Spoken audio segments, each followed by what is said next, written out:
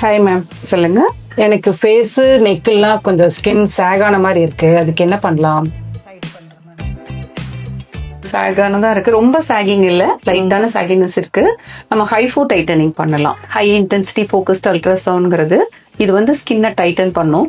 Monthly once அந்த மாதிரி ஒரு 2 or 3 சிட்டிங்ஸ் எடுத்துட்டோம்னாலே நல்ல ஸ்கின் டைட்டன் ஆகும்.